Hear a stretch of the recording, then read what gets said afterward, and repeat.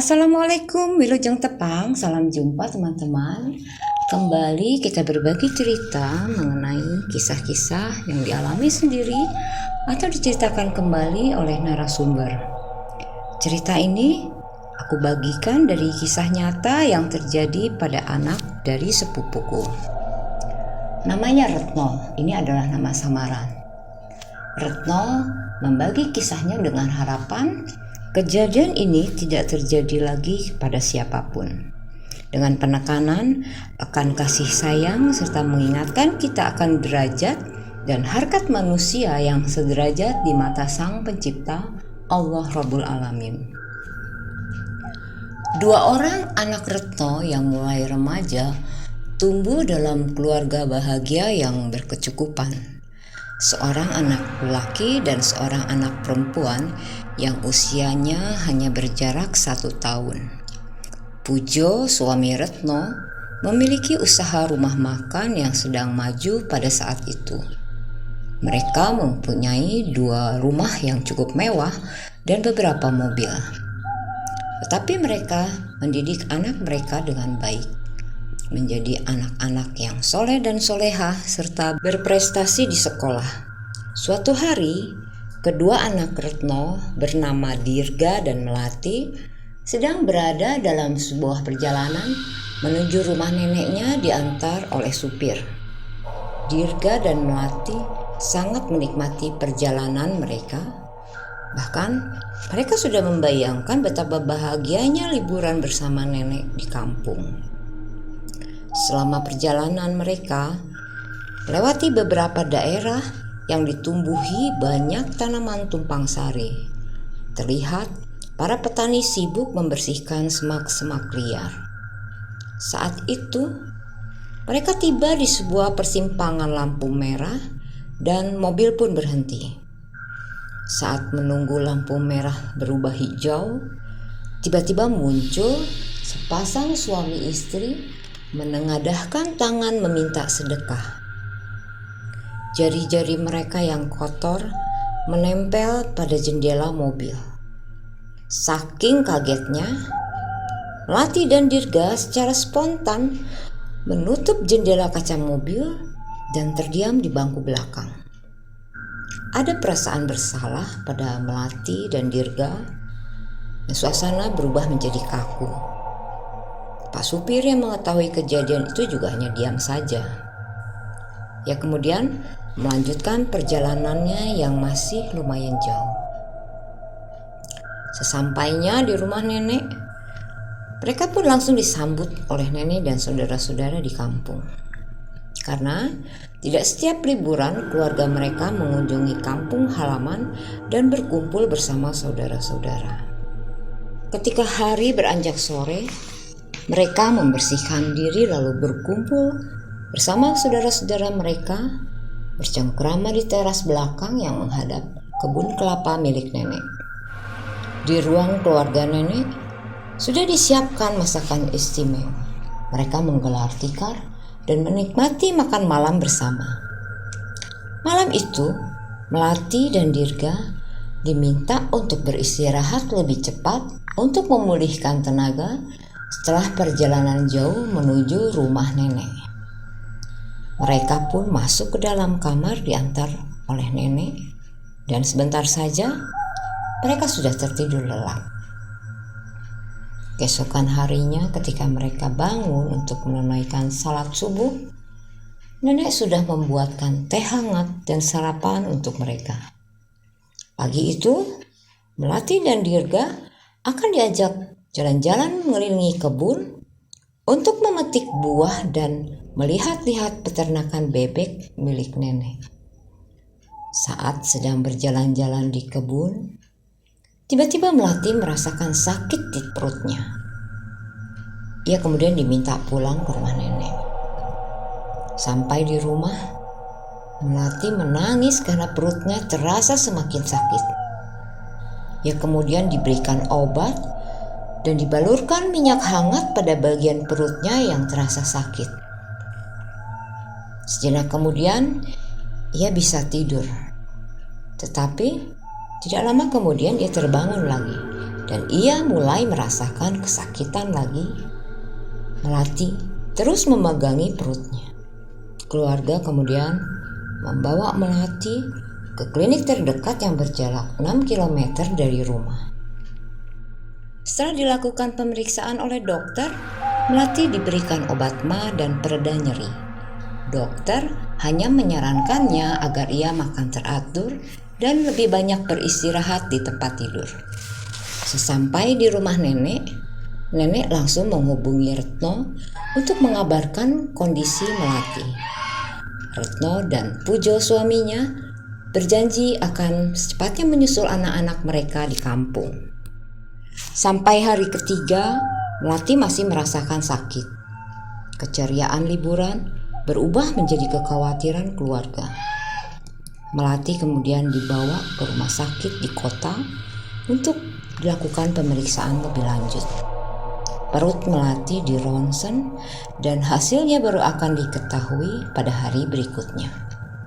Dari hasil pemeriksaan hari itu, dokter mengatakan bahwa tidak ada hal yang mengkhawatirkan pada perut Melati karena semuanya berfungsi normal dan tidak ada kelainan. Sepulang dari rumah sakit, keluarga terlihat ramai dikunjungi oleh saudara dan tetangga rumah nenek. Dirga tiba-tiba muncul dari kamar sambil menunjukkan tangan dan kakinya. Ia merasakan gatal di sekujur tubuh. Dan tidak lama kemudian disaksikan mereka yang berada di rumah nenek pada saat itu muncul bintik-bintik hitam sebesar kutil dalam waktu hanya 10 menit menyebar di seluruh tubuh Dirga. Semua kaget dan merasa heran dengan keadaan itu. Tanpa menunda waktu, salah satu sepupunya mengambil motor dan langsung mengajak Dirga untuk memeriksakan diri ke dokter kulit. Keluarga semakin khawatir dengan keadaan Melati dan Dirga. Seminggu berlalu, liburan di kampung nenek menjadi liburan yang menyedihkan. Sementara orang tua mereka belum sempat datang untuk menjemput anak-anaknya. Akhirnya Melati dan Dirga diantar sepupunya pulang kembali ke Jakarta. Sesampai di rumah mereka di Jakarta, Retno dan suaminya langsung membawa mereka ke rumah sakit terbaik. Lagi-lagi, hasil pemeriksaan tidak memberikan jawaban yang memuaskan. Mereka hanya diberikan resep obat terbaik untuk diminum setiap hari. Melati semakin merasakan kesakitan. Perutnya terkadang terlihat membesar dan berpindah-pindah rasa sakitnya. Ia terus berintih-rintih jika perutnya sedang terasa sakit dan sedang membesar. Di sisi lain, Dirga semakin hari semakin terganggu karena kutil di tubuhnya menjalar ke seluruh tubuh sampai ke leher. Dengan kondisi seperti itu, Dirga menghindari pergaulan. Ia malu untuk bertemu orang-orang. Semua obat yang diberikan dokter tidak dapat menyembuhkan Melati dan Dirga. Perut Melati terlihat seperti ada yang menonjol di tempat yang berpindah-pindah. Bentuk tonjolannya seperti tempurung kura-kura. Ketika diraba, tonjolan itu terasa keras, persis seperti tempurung kura-kura. Melati sering terkejut. Ia merasa seperti tiba-tiba melihat sosok laki-laki dan perempuan yang melintas cepat di hadapannya. Pada awalnya, ia bingung dengan penampakan itu, bahkan ia sampai ketakutan karena kedua sosok itu sering muncul ketika sore hari menjelang malam dan menjelang tengah malam hingga hampir subuh. Pernah sekali pada suatu malam, ketika semua orang di rumah sudah tertidur lelap, Melati terbangun karena merasakan kesakitan pada bagian perutnya. Saat itulah muncul kedua sosok tersebut, mendekati Melati, menatapnya, kemudian tiba-tiba menghilang. Ia heran dengan kehadiran kedua sosok itu. Ia seperti pernah melihat mereka.